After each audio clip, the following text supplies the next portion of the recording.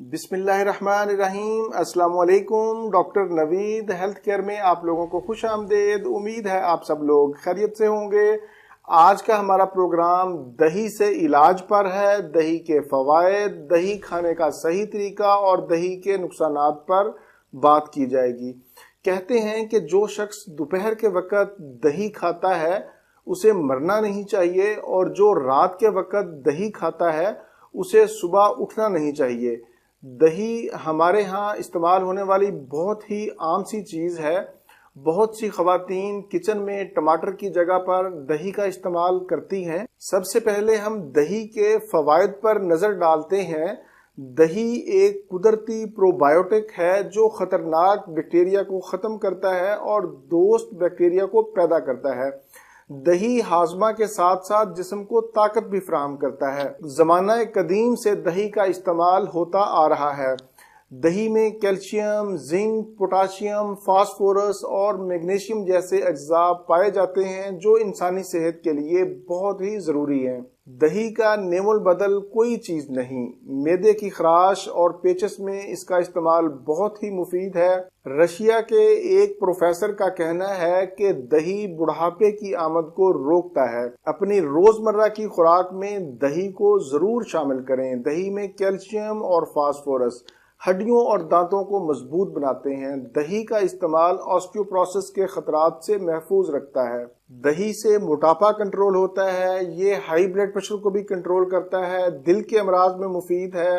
جسم سے کولیسٹرول کو کنٹرول کرتا ہے۔ ایسے لوگ جن کے دل کی شریانیں بلاک ہونا شروع ہو جائیں وہ ایک گلاس دہی کی لسی میں السی کے تیل کے 10 قطرے ملا کر روزانہ استعمال کریں۔ انشاءاللہ اس کے استعمال سے ان کی وینیں بلاک نہیں ہوں گی۔ اگر کسی بیماری میں آپ نے اینٹی بایوٹکس کا بے تحاشا استعمال کیا ہے اور اس کی وجہ سے آپ کمزور ہو گئے ہیں، آپ کا معدہ خراب ہو گیا ہے، منہ خشک رہتا ہے، رنگت زرد پڑ گئی ہے، تو آپ دہی کا استعمال کر کے اپنی کایا پلٹ سکتے ہیں۔ دہی آپ کے امیون سسٹم کو بھی مضبوط کرتا ہے۔ اگر آپ کے اندر قوت مدافعت زیادہ ہوگی تو بیماریاں آپ کے اوپر حملہ آور نہیں ہوں گی۔ دہی دودھ کا نعم البدل بھی ہے۔ ایسے لوگ جنہیں دودھ ہضم نہیں ہوتا، معدہ میں گیس بن جاتی ہے، وہ دودھ کی کمی کو دہی کھا کر پورا کر سکتے ہیں۔ دہی معدہ کی گرمی کو دور کرنے کے ساتھ ساتھ منہ میں نکلنے والے چھالوں کے لیے بھی بے حد مفید ہے۔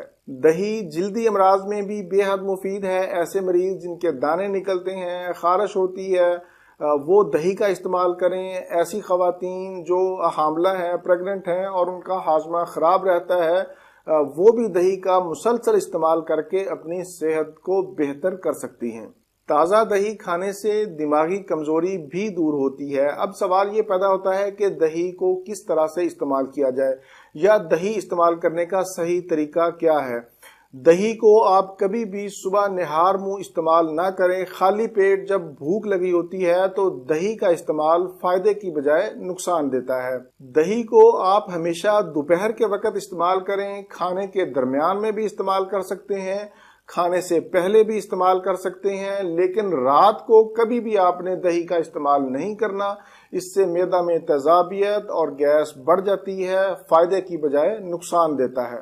یہاں پر میں ایک بات بتاتا چلوں کہ دہی کی لسی بناتے وقت کبھی بھی اس میں دودھ کا استعمال نہ کریں بلکہ پانی کا استعمال کریں۔ اگر آپ دودھ کا استعمال کریں گے تو پھر آپ کو پھل بہری یا برس کی شکایت ہو سکتی ہے۔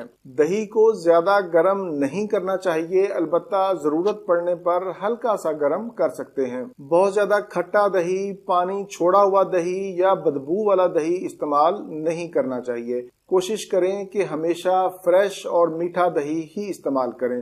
یہ تھا میرا آج کا معلوماتی پروگرام دہی کے حوالے سے۔ امید ہے آپ لوگ ضرور اس سے فائدہ اٹھائیں گے۔ پروگرام سے متعلق کوئی بھی سوال ہو تو آپ نیچے کومنٹس میں پوچھ سکتے ہیں۔ اسی کے ساتھ آپ لوگوں سے اجازت چاہوں گا۔ دوبارہ کسی نئی معلوماتی ویڈیو کے ساتھ آپ کی خدمت میں پھر حاضر ہوں گا۔ تب تک کے لیے اجازت۔ اپنے اہل خانہ اور اپنے دوستوں کا بہت زیادہ خیال رکھیں۔ اللہ حافظ، والسلام۔